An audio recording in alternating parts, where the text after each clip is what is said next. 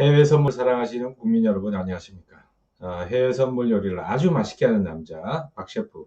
오늘도 해외 선물 시장 여러분과 함께 분석해 보도록 하겠습니다. 자, 지난주 금요일 시장은 미국의 비노 고용 지표의 영향, 그리고 미국과 중국 간의 무역 협상에 대한 재개, 기대감, 뭐 이런 것 때문에 시장이 움직였다고 볼 수가 있죠. 결국 3대 지수가 비노 고용 지표 발표 이후에 크게 흔들리다가 장 막판에 다시 올라가는 기염을 토해냈다. 그렇게 볼 수가 있고요. 자, 이 상승세가 언제까지 이어갈 수 있을지 좀 더 분석을 해보도록 하겠습니다. 지난주 금요일이 그 비너 고인 지표 아카드에서 나오면 전환점이 될 수가 있었는데 예상보다는 조금 좋게 나왔다라는 평가입니다. 원래 예상치가 2,200만 건 일자리가 줄어들었을 거다 이렇게 예상을 했는데 발표치는 2,050만 건, 상당히 그 많은 숫자지만 거기에 한 70% 이상이 일시적인 해고. 그러니까 무슨 얘기냐? 코로나19로 인해 가지고 해고는 하지만 다시 같은 회사로 취업이 될 수 있는 그런 실업자 숫자가 70%가 넘는다. 그래서 시장은 일부 안도감을 느끼면서 비노 고인지표가 나쁘게 나왔지만 예상보다는 좋았다. 이런 평가를 볼 수가 있죠. 자, 시장의 뉴스를 좀 더 살펴보면서 분석 들어가도록 하겠습니다. 자, 지난주 금요일 시장에 대한 그 마감 뉴스를 한번 살펴보면 헤드라인이 그 뉴욕 증시 일제히 상승, 미국 4월 고용지표 우려보다는 양호하다. 자, 2,050만 건 일자리가 줄어든 것 치고는 굉장히 크게 줄어들었다고 볼 수가 있는데 그런데도 불구하고 미국 시장 3대 지수 모두 올랐습니다. S&P가 1.84%, 다우가 1.9%, 나스닥이 1.58%. 자, 그동안 나스닥의 상승이 조금 가장 크게 올라왔었는데 지난주 금요일은 나스닥이 상승폭을 약간은 상대적으로 조금 주춤하는 그런 모습이었다고 볼 수가 있는데 주간으로 본다라고 하면 또 그렇지도 않습니다. 다우지수가 일주일 내내 2.56%, S&P가 3.5%, 나스닥은 6%나 상승하는 그런 모습이었다. 자, 나스닥 그 언택트 기업 그리고 코로나19에 별로 영향을 받지 않는 기술주들의 상승이 좀 두드러졌다고 볼 수가 있겠죠. 그리고 그 4월 그 비노 고용지표 2,050만 명으로 감소했다. 자, 감소치가 그렇다는 거죠. 자, 3월에 비해서 실업률은 원래 16%로 예상을 했었는데 금요일날 발표치는 14.7% 실업률이 높아진 걸로 나와서 실업률 역시 예상보다는 좋았다. 이런 평가라고 볼 수가 있죠. 미리 그 악재가 이미 시장에서 노출되어 있는 경우에는 예상치보다 좋으냐 나쁘냐 이게 더 중요합니다. 굉장히 그 높은 실업률에도 불구하고 시장이 올랐다는 것은 예상보다는 좋았다. 그렇게 평가를 하는 거죠. 자, 그리고 그 애플이 그 영업을 다시 재개한다. 그러면서 애플이 좀 올랐고요. 미국과 중국 간의 그 무역 전쟁 재발 가능성 우려도 줄었다. 이렇게 지금 나오고 있죠. 자, 이 부분이 사실 그 시장의 악재 요인이라고 볼 수가 있었는데 지난주 금요일 그 시장도 비노 고인 지표 발표 이후에 한번 순간적으로 솟았다가 그 다음에 낙폭을 굉장히 크게 키우는 모습이었지만 또 반등이 곧바로 나와버리는 그런 현상은 유어 부총리하고 미국의 그 로버트 하이저 미국 무역 대표부 두 사람이 전화 통화를 했다. 문우신까지 재무장관까지 전화를 통화를 했다. 그래서 이제 협상이 다시 재개되는구나 이런 기대감이 좀 커졌다고 볼 수가 있죠. 근데 우리가 그동안에 그 미국과 중국 간의 그 무역 협상을 봐왔듯이 잘 될 거다라는 그런 속단은 하긴 조금 힘들지 않나 그렇게 생각이 듭니다. 물론 양국 다 코로나로 인한 그런 그 경제 상황이 악화되고 있다는 점을 인식을 하고 있기 때문에 되도록이면 해결하려고 하고 있겠죠. 근데 작년에 그 과정들을 보면은 중간중간에 틀어버린 경우가 상당히 많이 있었죠. 그러다가 다시 결국은 협상을 마무리하는 그런 모습이었지만 지금 코로나19로 인해 가지고 중국이 미국에 약속했던 수입 부분 이런 것들이 제대로 지켜지지 않고 있다라는 그런 평가입니다. 그래서 중국은 역시 미국과 그 무역 분쟁을 길게 끌고 갈 생각은 없을 거다라고 보는 게 맞겠죠. 경제지표 발표 일정 한번 보도록 하죠. 자, 요거는 예, 지난주에 그 발표됐던 예, 지난주 금요일에 발표됐던 내용인데 예, 숫자 다시 한번 확인해 보고 평균 예, 시간당 임금 이것도 사실은 중요한데 월간 단위로 발표가 되는데 시간당 임금은 오히려 올랐어요. 이것도 굉장히 큰 호재로 작용할 수 있다고 볼 수가 있겠죠. 자, 원래 예상치가 시간당 임금이 0.5% 상승했을 거다라고 예상을 했었는데 실제 발표치는 4.7%나 높게 나왔어요. 그 시간당 임금입니다. 그러니까 한 시간에 얼마를 버느냐 이거죠. 근데 코로나로 인해서 일자리는 줄었지만 임금 자체는 좀 올라갔다라고 볼 수가 있고 비노고인지표 2,200만 건 줄어들 거다 생각했는데 2,050만 건 줄었고 실업률도 16% 악화될 거로 예상을 했는데 14.7%로 나왔습니다. 자, 오늘 경제지표 하고 이번 주 전체적으로 중요한 지표가 있는지 월요일이니까 한번 쭉 살펴보는 게 좋을 것 같아요. 자, 오늘은 뭐 그렇게 중요한 지표들은 없습니다. 자, 일본 지표, 뉴질랜드 지표가 조금 있고 쭉 넘어가서 내일 그 미국의 소비자 물가지수 발표가 있네요. 월간 지표인데 이것도 상당히 중요합니다. 지금 소비자 물가가 마이너스 0.7% 줄어들었을 거다라고 예상이 되고 있어가지고 이런 부분은 또 시장에 원래는 그 물가 지수가 낮아지면 그렇게 좋지는 않습니다. 자, 하지만 또 기대감을 불러일으키는 게 미국의 금리가 마이너스 금리까지 가는 거 아니냐라는 전망이 지난주에 일시적으로 좀 나와가지고 채권 금리가 뚝 떨어지는 그런 현상이 있었어요. 자, 이런 지표들이 나쁘게 나오면 오히려 현재 상황에서는 주식시장에 상승 요인이 될 수도 있습니다. 그거는 금리 인하 요건이 또 하나 생겼다. 뭐 이런 평가로 전개될 수가 있다라는 거죠. 자, 그리고 그 수요일 뉴질랜드 금리 발표 있고요. 그리고 영국의 GDP 발표 있고, 예, 파월 의장의 연설이 수요일 날 예정이 되어 있네요. 자, 중요한 것만 훑어보고, 자, 호주, 뉴질랜드 예, 실업률 발표 있고, 예, 금요일까지 쭉 살펴보면 미국의 소매 판매 발표가 예정이 되어 있네요. 자, 여기서 우리가 또 하나 좀 짚고 넘어가야 될 거는 중국의 지표가 지금 예, 그 포렉스 팩토리라는 이 사이트에서는 중국 지표가 지금 잘 안 나옵니다. 그래서 이 그 investing.com에서 보면 중국 지표까지 잘 나옵니다. 그래서 중국 지표가 있는지 없는지 요즘은 그것까지 좀 잘 살펴봐야 됩니다.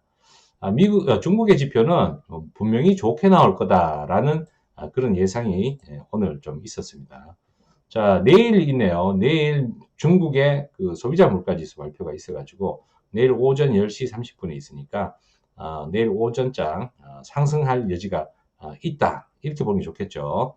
자, 중국은 일찍 그 코로나19의 그 대응을 마무리하고 경제 활동을 재개하는 그런 모습들이라 가지고 현재 4월 그 소비자 물가 지수는 조금 높게 나올 가능성이 있습니다. 자, 그 정도로 일단 살펴보고 차트를 보면서 시장 전망해 보도록 하겠습니다. 자, 차트를 보면서 시장 전망해 보도록 하겠습니다. 자, 일봉으로 먼저 한 종목씩 좀 살펴보도록 하겠습니다. 자, S&P 500 지수, S&P 500 지수.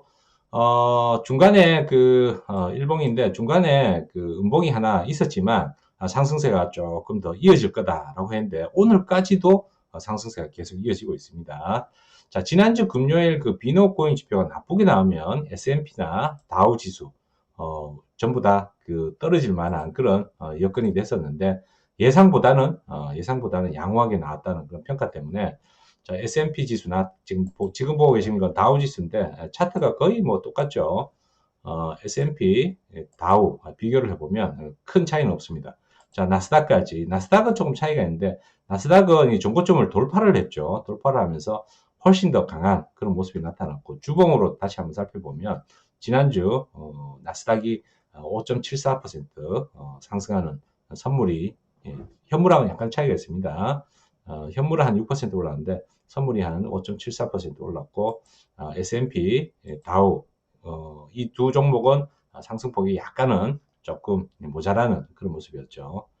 자, 그러면 오늘은 어떻게 될 거냐? 오늘은 일단은 여전히 조금 남아 있는 거는 중국의 소비자 물가지수 내일 발표되는 건데 그 부분에 대한 기대감도 오늘 조금 더 작용할 가능성이 있습니다.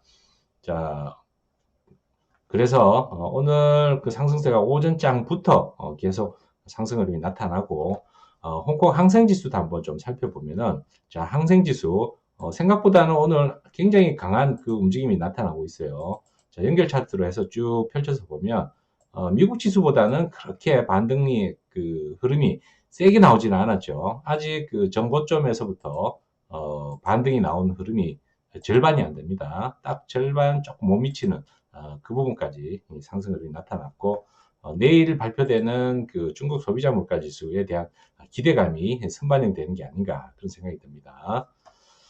자, 그러면 오늘 미국 지수는 어떻게 될 거냐? 자, 일단 제가 예상하기로는 한 2%까지 상승을 한다라고 하면 거기서부터는 장중에 매도 관점을 봐야 될 가능성이 높다 이렇게 보이시고 내일 아침에 다시 한번 중국 지표 때문에 떨어진 다음에 다시 올라갈 가능성이 좀 있다 그렇게 평가를 하겠습니다. 그러면 한 2% 정도면 수치로 본다라고 하면 일단 약 지금 장기 이평선이 포진하고 있는 부분 거의 3,000포인트 조금 못 미쳐서 2,990포인트 정도까지의 상승 여력이 오늘 조금 있다라고 볼 수가 있겠죠. 자, 그 정도 올라가면 거기서부터는 매도 관점을 보는 게 좋겠다. 자, 나스닥 역시도 약 한 2%그 정도까지의 상승으로 기대해 볼 수가 있습니다. 자, 거기가 장중 고점이 될 가능성이 크고 9,400포인트 정도까지는 상승 여력이 있다 이렇게 보여집니다. 자, 다우지수 24,700포인트 정도, 24,700포인트 정도까지 상승 여력이 있다. 자, 거기서부터는 매도 관점이 훨씬 더 유리하다. 그렇게 볼 수가 있죠. 자, 골드로 넘어가서 골드 지난주 금요일 날 상승 흐름이 일부 나타나다가 주가 지수가 올라가면서 오히려 빠졌습니다. 골드는 전통적으로 안전자산이라고 할 수가 있죠. 주가가 원래 올라갈 때 골드는 오히려 빠지는 경향이 있는 그런 상품이다. 그런데 코로나19가 창궐을 하면서 그때는 초창기에는 기업들이 현금 확보를 하느라고 그냥 줄기차게 같이 빠졌다가 그 다음에 미국이 그 부양책을 내놓으면서 다시 안전자산으로 조금 각광을 받았는데 자 미국이 부양책을 내놨는데 왜 금이 올라가냐 경기가 좋아질 텐데 뭐 이런 해석을 할 수도 있죠. 하지만 자 이 당시에 그 올라간 원인은 미국의 부양책으로 인해 가지고 달러 가치의 하락을 염두에 뒀기 때문에 금이 각광을 받은 겁니다. 뭐 몇 조 달러를 그 경기 부양책으로 사용을 하려고 하고 했기 때문에 실제로 그렇게 돈을 또 풀었죠. 지금도 계속 돈을 풀고 있고 그래서 금값이 달러 대비해 가지고 굉장히 크게 올랐습니다. 하지만 그 이후에 추가적으로 부양책이 나오지 않는다고 하면 금값은 상승 흐름이 여기서 멈추고 하락으로 떨어질 가능성이 높다. 그렇게 말씀드렸었죠. 자, 지난주 금요일 하락폭이 마이너스 1.32%까지 빠졌다가 빠졌다가 일부 반등했는데 원래 이 정상가하고 종가하고 조금 다르게 나타나기 때문에 일본 끝까지 빠졌죠, 그죠? 일부 뭐 반등이라고 할 것도 없네요. 장막판에 조금 약간 들어올리는 그런 모습이었는데 오늘 오전에 오히려 그 아시아 시장에서 지금 살짝 들어올리고 있어가지고 현재 시간에서부터는 골드가 다시 반등하는 움직임이 나타날 가능성이 높다 그렇게 볼 수가 있습니다. 자, 왜 반등하냐? 지금 한쪽으로 추세가 치우쳐져 가지고 쭉 빠지기보다는 서서히 하락할 가능성이 높은 박스권 움직임을 보이면서 고점을 서서히 낮춰가는 그런 흐름이 나타날 가능성이 높다 그렇게 보여집니다. 자, 코로나19로 인해서 실물 경제는 안 좋고, 그렇다고 해서 주가가 떨어지는 것도 아니고 하기 때문에 올라가지도 내려가지도 않는 그런 상황이다. 그렇게 평가를 할 수가 있습니다. 자, 그래서 오늘 일부 반등 나오면, 골드 역시, 다시 하락적으로 조금 기우는 모습이 나타날 가능성이 있다. 그렇게 보여지고, 오늘, 골드의 저항대는 여기 이평선이 있는 부분, 보자. 지금, 예, 20일 이평선이네요. 20일 이평선이 있는 부분이, 예, 1718달러, 1718달러 부근까지 반등하면, 거기서부터 오히려 약간 매도 관점으로 봐야 되지 않을까, 그렇게 보여집니다. 자, 오일, 크루드 오일, 보겠습니다. 크루드 오일 쭉, 예, 일봉을 살펴보면, 대체로 지금 오일에 대한 평가는 지난번 5월물이 마이너스 40달러까지 찍고 반등한 이후에 6월물도 6.5달러까지 그 다음날 또 만기날 이후에 빠졌죠. 그러다가 다시 반등을 했는데 어마어마하게 반등한 겁니다. 6.5달러에서 24.3달러. 예. 현재 가격이 그렇습니다. 자, 그래서 지금 오일은 더 빠지지 않을 거다라는 시장의 애널리스트들의 그런 분석이 있는데, 제가 볼 때는 아직은 뭐 실물 경기의 뭐랄까, 이 실물 경기가 좋아지는 모습이 당분간은 곧바로 나타나기 조금 어렵죠. 그래서 약간 20달러를 지지하면서 조금 떨어지는 모습이 나타나지 않을까. 일단 그렇게 생각이 되고, 6월 달에 오페크 회의가 있습니다. 그때 오일의 감산에 대해 가지고 서로 또 얘기가 나올 가능성이 있다. 그러면 재차 반등할 가능성이 있겠죠. 하지만 워낙에 이 오일에 대한 그 수요 자체가 굉장히 저조할 거다라는 그런 전망이 높기 때문에 현재로서는 급등할 가능성은 별로 없다. 그래서 결국 뭡니까? 20달러를 지지하느냐 마느냐 테스트하면서 옆으로 행보할 가능성이 당분간 높다. 그렇게 보이시겠죠. 오일도 전망을 한번 해봐야 되겠네요. 현재 위치에서는 반등이 나오고 있고, 역시 예상 흐름은 크게 고점을 오늘 높인다기보다는, 자, 오늘 저항대 일단 24.5달러 기준으로 보면 될 것 같고요. 크게 올라가지 못하고 24.5달러 지금 거의 다 올라가네요. 그 정도에서 되밀릴 가능성이 조금 더 있어 보이는 그런 모습이고, 전고점이 24.85달러에 포진하고 있죠. 자, 여기까지 세게 한번 슈팅이 나올 수도 있지만, 일단 24.5달러를 넘어서면 오일 역시도 매도 관점으로 보는 게 좋을 것 같다. 그렇게 말씀드리고, 오늘 시장 상황 설명드렸습니다. 자, 오늘도 성공 투자하시기 바라고, 예, 시청해 주셔서 감사합니다.